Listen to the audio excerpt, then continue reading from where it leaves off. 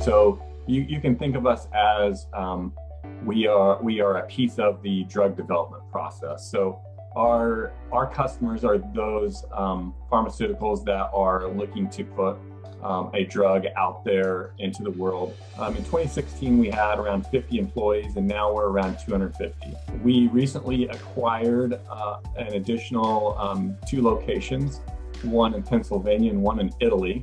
IT does take care of both lab systems as well as the corporate side. IT is responsible for network security also. So we're mostly virtual. If we look at we haven't went through a full integration with that acquisition because that has just happened in February.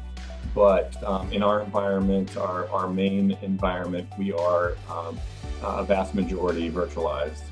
As we just had acquisition of this other 2 locations, kind of how does that work in the scale of the product, and what do we, kind of what are our strategies moving to that? And I know there are likely more situations that are on the docket just like this that will continue to extend and acquire additional locations. So just kind of that scalability, that might be a conversation to have with them too, how we can really kind of handle that. We have a quality assurance department that there are certain things that are regulated. We follow Part 11 compliancy from the FDA, and so there are a lot of requirements that do involve, from a quality perspective, audits.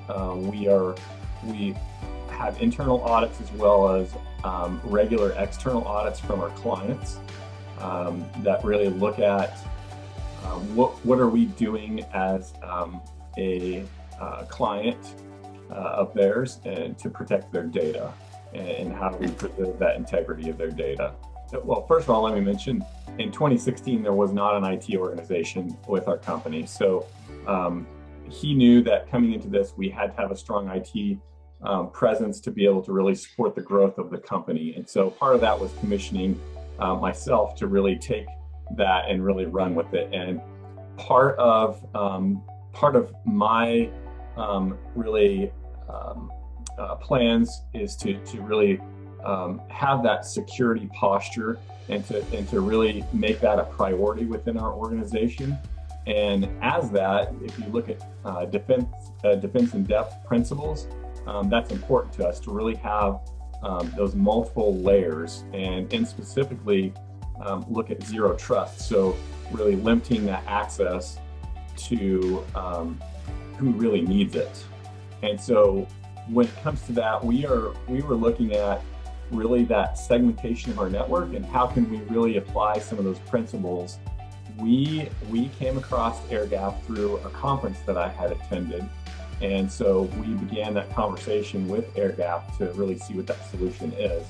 And so there are multiple solutions out there we looked at, and including, kind of doing it yourself through VLANing and firewall rules, etc. But what we found was that air gap really gave us that ability to segment and apply those zero trust principles more easily, and it gave us that ability to really say, hey, you know what, if in the event that an attacker gets into our system, we really want to limit that lateral movement, and especially as it relates to ransomware.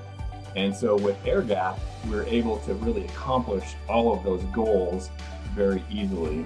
And so that's the main reasons why we chose air gap. The primary function of it is that segmentation, that zero trust segmentation. The ransomware, the kill switch, those things are just an added bonus to us in this the needs that we identified. It was many of those reasons. Mostly we have a small staff, and so we really needed something that was easier to implement and to manage, and less cumbersome. So that was one of the primary driving factors. But cost was also a component to this.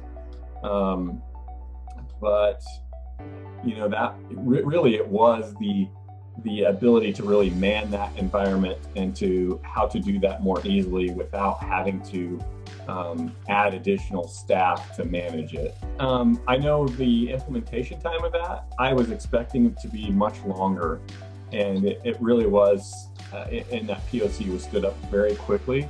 But I think that some of the aha moments came with some additional things that were included in there that we weren't expecting.